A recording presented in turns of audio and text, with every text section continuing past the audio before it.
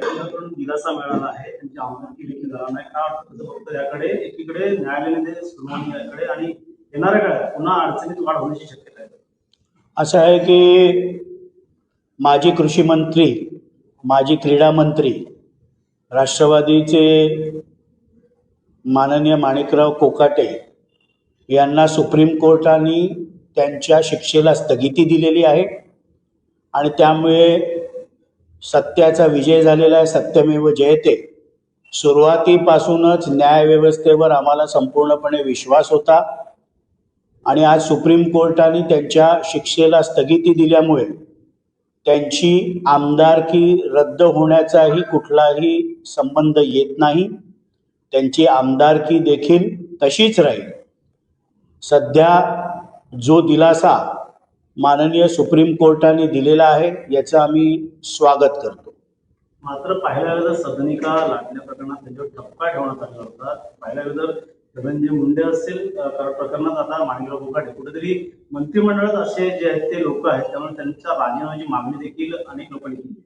असं आहे की विरोधकांचं कामच आहे की सत्ताधारी युतीच्या विरुद्ध वेगवेगळ्या प्रकारच्या मागण्या करणं.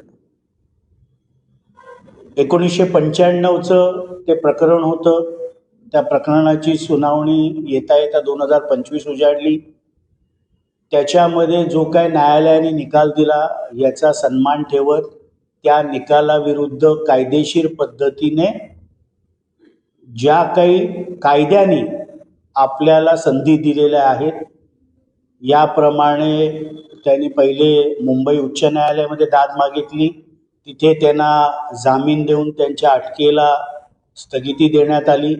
आज सुप्रीम कोर्टामध्ये त्यांनी न्याय मागितल्यानंतर सुप्रीम कोर्टाने थेट त्यांच्या शिक्षेला स्थगिती देऊन एक मोठा दिलासा माणिकराव कोकाटेंना दिलेला आहे.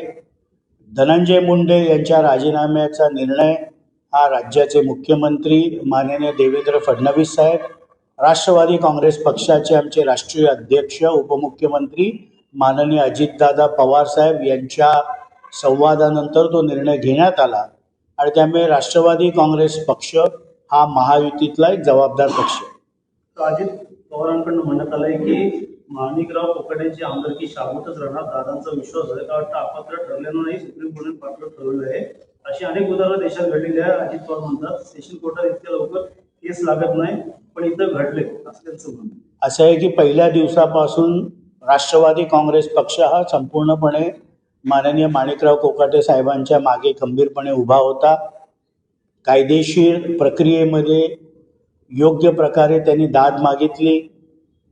खालच्या कोर्टाच्या निर्णयानंतर मुंबई उच्च न्यायालयामध्ये मागितली, त्यानंतर सुप्रीम कोर्टामध्ये मागितली आणि असे अनेक दाखले आहेत की खालच्या कोर्टाने शिक्षा दिल्यानंतर कधी कधी उच्च न्यायालय त्या शिक्षेला स्थगिती देतं, कधी कधी सर्वोच्च न्यायालय त्या शिक्षेला स्थगिती देतं आणि मग न्यायदेवतेवर विश्वास ठेवून तशा प्रकारचा रिलीफ हा त्या राजकारणाला मिळत असतो. मुंडे शहांची भेट म्हणजे कावळा बसला अंगठी तुटल असं अजितदादा म्हणतात. मंत्रिपद देण्याचा अधिकार मुख्यमंत्र्यांचा आहे, मुंडेंना आधीच सांगितलं. असं आहे की मंत्रिमंडळामध्ये कोणी असावं हा सर्वस्वी अधिकार माननीय मुख्यमंत्री देवेंद्र फडणवीस साहेबांचा आहे आणि राष्ट्रवादी काँग्रेस पक्षातनं मंत्रिमंडळामध्ये कोणी असावं हा सर्वस्वी अधिकार राष्ट्रीय अध्यक्ष राज्याचे उपमुख्यमंत्री माननीय अजितदादा पवार साहेबांचा आहे आणि त्यामुळे राष्ट्रवादीच्या कोट्यातनं मंत्रिमंडळामध्ये कोण असेल याचा निर्णय अजितदादा आणि अजितदादाच घेतात. सर, मुलवा जमीन प्रकरणात पवार पटेंनीमध्ये प्रत्येक कॉपीवर 5 पवारांची सही आहे असं अंजली दमानिया म्हणते आणि अजित पवार यांचा राजीनामा द्यावा अशी मागणी ते करतात. असं आहे की त्यांचं नाव सन्मानाने घेतो. समाजसेविका अंजली दमानिया या सातत्याने राष्ट्रवादी काँग्रेस पक्ष असेल, राष्ट्रवादी काँग्रेस पक्षाचे नेते असतील यांच्यावर राजकीय आरोप करत असतात.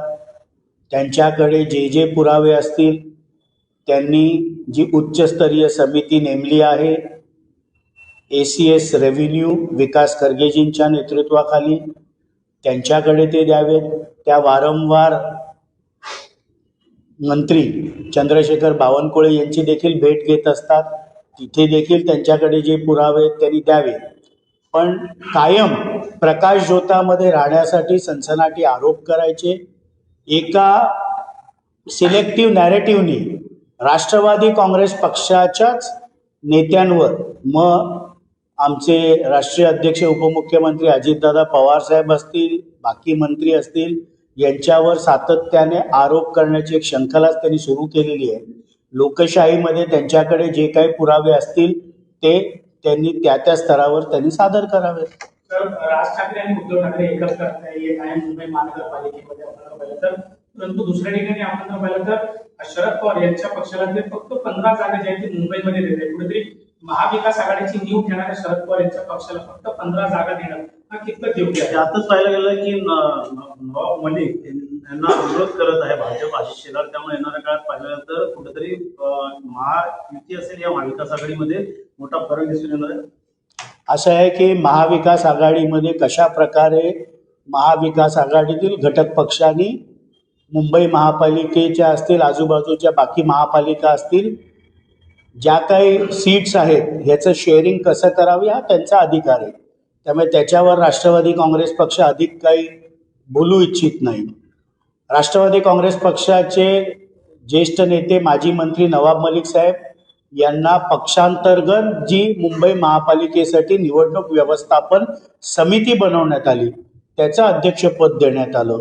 ज्यावेळेला जागा वाटपांची चर्चा होईल त्यावेळेला राष्ट्रवादी काँग्रेस पक्षाकडनं आमचे प्रांताध्यक्ष खासदार सुनील तटकरे साहेब असतील, त्याचप्रमाणे आमच्या संपर्क मंत्री, महिला व बालविकास मंत्री कुमारी अदितीताई तटकरे असतील, हे पक्षाकडनं ती चर्चा करतील. नवाब मलिकांच्या मागे राष्ट्रवादी काँग्रेस पक्षाने मुंबई महापालिका निवडणुकीच्या व्यवस्थापन समितीचं अध्यक्षपद दिलेलं आहे आणि हा पक्षांतर्गत कुठला अधिकार, कुठली जबाबदारी पक्षाने द्यावी हा सर्वस्वी अधिकार माननीय अजितदादा पवार साहेबांचा. सर, लाडकी बहीण योजनेची केवायसी जी आहे 31 डिसेंबरपर्यंत तारीख दिलेली आहे आणि आतापर्यंत फक्त 1,40,000 महिलांनी केवायसी केलेली आहे. तर उर्वरित त्या 40 लाख महिला आहेत त्यांचं अद्यापही केवायसी झालेलं नाही. त्यामुळे कुठेतरी लाडक्या 40 लाख लाडक्या बहिणी आहे ते दिना रीतीने त्यांना कुठेतरी लाडकी बहीण योजनेचा लाभ मिळतो. त्यामुळे फक्त निवडणुकीपुरती हा जुमला होता असं देखील विरोधक म्हणायला लागेल. असं आहे की महायुती सरकारने सुरू केलेली मुख्यमंत्री लाडकी बहीण योजना कधीही बंद होणार नाही. ज्या ज्या लाभार्थी महाराष्ट्रातील माझ्या माता भगिनी आहेत यांच्या अकाउंटमध्ये दरमहा 1,500 रुपये येतील. पहिल्या दिवसापासून विरोधकांनी ही योजना बंद होणार, काही जण महाविकास आघाडीतले तर थेट कोर्टामध्ये या योजनेच्या विरुद्ध गेले. पण महाविकास आघाडीने विधानसभा निवडणुकीच्या वेळेला स्वतःचा जाहीरनामा घोषित केला, त्यावेळेला दरमहा 3,000 रुपये देऊ अशा प्रकारची घोषणा केली. मी महाराष्ट्रातल्या तमाम माझ्या माता भगिनींना आश्वस्त करतो की महायुती सरकारमध्ये राज्याचे माननीय मुख्यमंत्री देवेंद्रजी फडणवीस साहेब असतील, उपमुख्यमंत्री माननीय अजितदादा पवार साहेब असतील, ज्यांच्याकडे अर्थ व नियोजन खातं आहे, राज्याचे उपमुख्यमंत्री माननीय एकनाथरावजी शिंदे साहेब असतील आणि त्या विभागाच्या मंत्री कुमारी अदितीताई तटकरे असतील, कुठल्याही परिस्थितीमध्ये ही योजना बंद पडणार नाही. काही तांत्रिक अडचणी जर KYC साठी येत असतील, 31 डिसेंबरपर्यंत ती मुदत दिलेली आहे, त्याबाबतचा निर्णय नक्कीच कॅबिनेट स्तरावर महायुतीचं सरकार घेईल.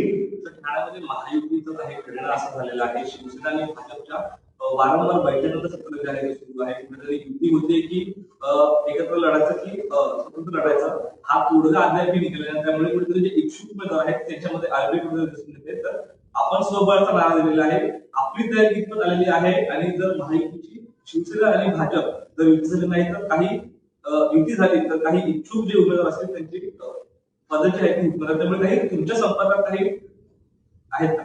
असं आहे की ठाणे महानगरपालिकेपुरतं स्पष्टपणे बोलतो, महायुतीच्या दोन्ही घटक पक्षांकडनं म्हणजे शिवसेना आणि भारतीय जनता पार्टीकडनं कुठल्याही प्रकारचं निमंत्रण महायुतीच्या बैठकीला राष्ट्रवादी काँग्रेस पक्षाचे आमचे जिल्हाध्यक्ष नजीब मुल्ला यांना आलेलं नाही. जिल्हाध्यक्ष म्हणून नजीब मुल्ला यांनी पार्लमेंटरी बोर्ड बसवून 2 दिवस जवळजवळ 380 राष्ट्रवादी काँग्रेस पक्षाकडे आलेल्या इच्छुकांच्या मुलाखती घेतल्या. महायुतीमध्ये सन्मानपूर्वक जागा राष्ट्रवादी काँग्रेस पक्षाला ठाणे महानगरपालिकेमध्ये दिल्या तर राष्ट्रवादी काँग्रेस पक्ष महायुतीमध्ये लढेल, अन्यथा 131 जागांवर राष्ट्रवादी काँग्रेस पक्ष ही निवडणूक लढण्याची ताकद ठेवतो. सन्मानपूर्वक तुम्ही म्हणताय की जागा मिळायला हवी, त्यात सन्मानपूर्वक जागा नेमक्या किती मिळायला हव्या अशी राष्ट्रवादीची अपेक्षा आहे? असं आहे ना की चर्चेला बोलवतील तेव्हा आम्ही आमचा आकडा सांगू ना. या क्षणापर्यंत राष्ट्रवादी काँग्रेस पक्षाचे आमचे जिल्हाध्यक्ष नजीब मुल्ला यांना युतीतील दोन्ही पक्ष शिवसेना भारतीय जनता पार्टीच्या बैठका होत आहेत, पण आम्हाला कुठल्याही प्रकारचं निमंत्रण अजूनपर्यंत तरी आमच्या जिल्हाध्यक्षांना दिलेलं नाही. त्यामुळे स्वबळावर लढायची जर वेळ आली तर ती देखील संपूर्ण तयारी राष्ट्रवादी काँग्रेस पक्षाने ठाणे महानगरपालिकेपुरती केलेली. तर नगर परिषद पंचायत समितीच्या निवडणुका पार पडलेल्या आहेत. पाहिलं तर तुम्हाला देखील चांगलं यश मिळालं, मात्र काहींना दिग्गजन फटका बसला. त्यापैकी सुनील तटकरे कोकणातनं त्यांना गट राखताना आला, गोगावलेने तिथं बाजी मारली. पालघरमध्ये शिवसेना तर भाजप जे आहे ते बदनापूर आणि अंबरनाथमध्ये आलेली आहे. त्यामुळे नक्कीच कुठेतरी तुमचं देखील चांगल्या रँकमध्ये नंबर आलेला आहे. येणाऱ्या महानगर असं आहे की विधानसभेला जे जनमत किंवा महाराष्ट्राच्या जनतेने जो कौल दिला तशाच प्रकारचा कौल आत्ता झालेल्या 288 नगरपालिका व नगरपंचायतीच्या निवडणुकीमध्ये महाराष्ट्राच्या जनतेने दिला. जवळजवळ 215 ठिकाणी महायुतीचे नगराध्यक्ष हे निवडून आले. राष्ट्रवादी काँग्रेस पक्षाचा देखील परफॉर्मन्स या निवडणुकीमध्ये चांगला राहिला. महायुती म्हणून जिथे जिथे शक्य होईल त्या महानगरपालिकेमध्ये महायुती म्हणून लढावं. जिथे एका पक्षाबरोबर युती करायची वेळ आली, म्हणजे राष्ट्रवादी काँग्रेस पक्षाला समजा काही ठिकाणी शिवसेनेबरोबर युती करावी लागली तर तशा प्रकारची युती होईल, काही ठिकाणी भारतीय जनता पार्टीबरोबर करायला लागली तर तशी युती होईल. आणि महायुतीमध्ये जर कुठल्याच पक्षावर युती झाली नाही तर स्वबळावर देखील लढण्याची तयारी ही राष्ट्रवादी काँग्रेस पक्ष करतो. तर संजय राऊत म्हणणं आहे तीच ईव्हीएम मशीन, तेच बटन, काहीतरी बदल करायला पाहिजे होता. असं आहे की लोकसभेला ज्या EVM मशीननी 48 पैकी 31 खासदार हे महाविकास आघाडीचे निवडून आणून दिले, त्यावेळेला ती EVM मशीन अगदी चांगली होती. विधानसभेला मुख्यमंत्री लाडकी बहीण योजना, शेतकऱ्यांसाठी विविध आलेल्या योजना, याच्यामुळे दारुण पराभव झाल्यानंतर EVM असेल, मतदार याद्या असतील, याच्यावर दोष काढण्याचं काम किंबहुना खापर फोडण्याचं काम हे माननीय संजय राऊत सातत्याने करत आहेत. महाराष्ट्राच्या जनतेला महायुतीचं सरकार जे मुख्यमंत्री देवेंद्र फडणवीस साहेबांच्या नेतृत्वाखाली, उपमुख्यमंत्री माननीय अजितदादा पवार साहेब, उपमुख्यमंत्री माननीय एकनाथरावजी शिंदे साहेब, या तिन्ही नेत्यांच्या मार्गदर्शनाखाली चालत आहे. त्या युतीच्या सरकारवर विश्वास हा महाराष्ट्रातल्या जनतेचा आहे. हे पुन्हा एकदा नगरपालिका आणि नगरपंचायतीच्या निवडणुकीच्या निकालावरनं सिद्ध झाले. तर त्यांचं म्हणजे निवडणुका जिंकण्याचा सत्तारांचा धंदा असा आहे. असं आहे की लोकशाहीमध्ये त्यांचं तोंड काय आम्ही दाबू शकत नाही. जनतेने दिलेला कौल हा विनम्रतापूर्वक मान्य करणे हे लोकशाहीच्या हिताचं असतं. त्यांनी काय बोलावं, भांडूपच्या भोंग्याने रोज काय आवाज करावा हा त्यांचा अधिकार आहे. तर लवासा प्रकरणी हायकोर्टाने याचिका आता फेटाळलेली आहे. शरद पवार, सुप्रिया सुळे, अजित पवारची चौकशी मागणीची याचिका ती आता फेटाळलेली आहे. असं आहे की त्याबाबतचं न्यायालयामध्ये जे प्रकरण होतं याबाबतची अधिक माहिती घेऊन नक्कीच मी तुम्हाला याबाबत अवगत करेन.